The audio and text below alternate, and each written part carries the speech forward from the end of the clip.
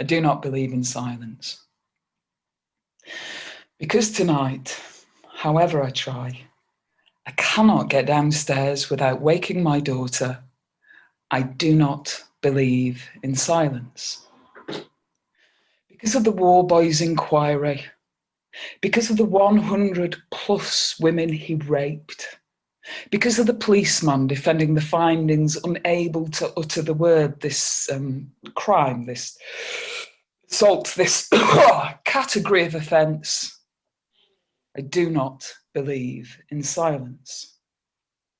Because of the stairs and the banister's crack, the sound of the lock and my hand on the door, the 50-tone creak, the magnificent echo of light switch and click, I do not believe in silence.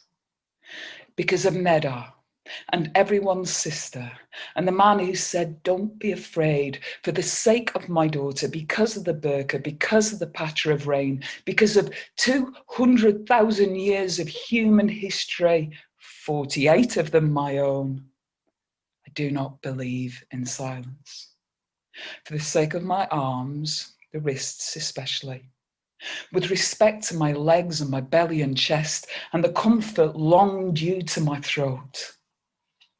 Because of nightclubs at 1 a.m. and shouts in the street and feet in pursuit and shops that don't shut, because of sirens and the dealers downstairs, because of Levy and Akhmatova, because of the blue-lipped prisoner, the itch and the scratch of my pen. I believe in the word.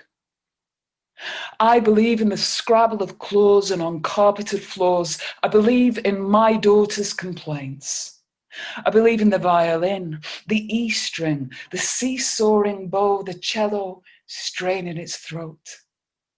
I believe in the heart and its beat and its beep and the dance, the trace and the screen. I believe in the volume of colour turned up and my blood, which was always too loud.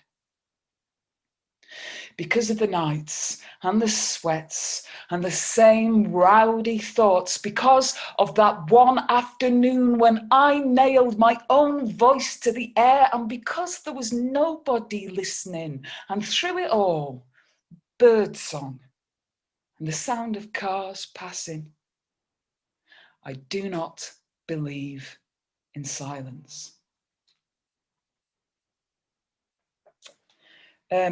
So yeah, I'm a writer, but I've worked alongside people like Joe and Lucy for a lot of years as a teacher and an activist and a survivor of psychiatry and sexual abuse. And I've never ever seen my career as a poet, as a writer, as being separate from my career, my activism in mental health. I think because to me, language it's such a rich and such a complex and a living thing and a wonderful thing and a dangerous thing. Language is a kind of place where we can do immense harm to each other, to other people. And to me, diagnosis is a form of harm. Diagnosis is a form of silencing. And particularly, a lot of my work has been around the particular diagnosis of personality disorder. So I shall read my second poem in the book and say goodnight to everybody at that point. My second poem in the book is specifically about the diagnosis of personality disorder. I wrote it just after I'd come back from, oh God, what's it called? The British and Irish group for the study of personality disorder. I'm seeing a funny expression going over Lucy Johnson's face. Are you feeling a bit faint, Lucy? It was like walking into the den of the lions.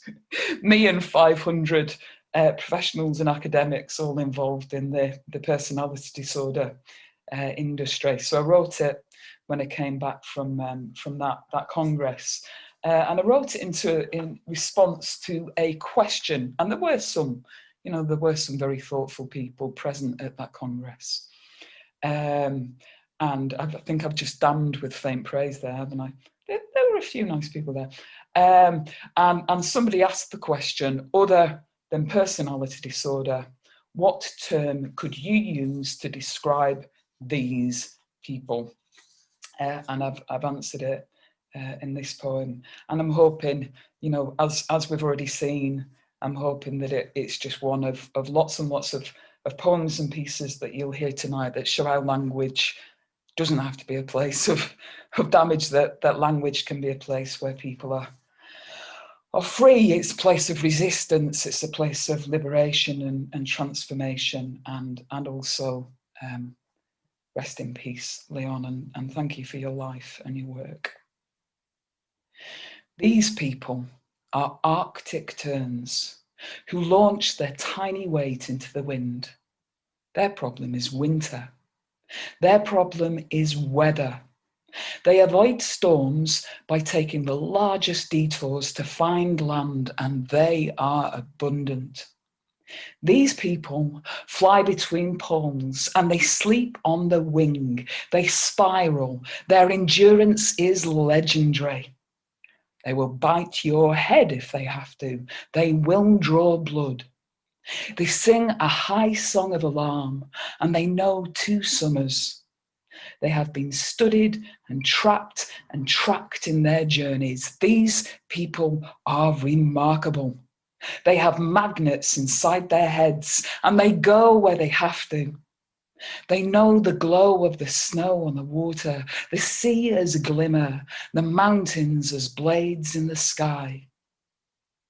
And they are the subject of various papers, and life is harsh, and days are endless. Thank you. Good night.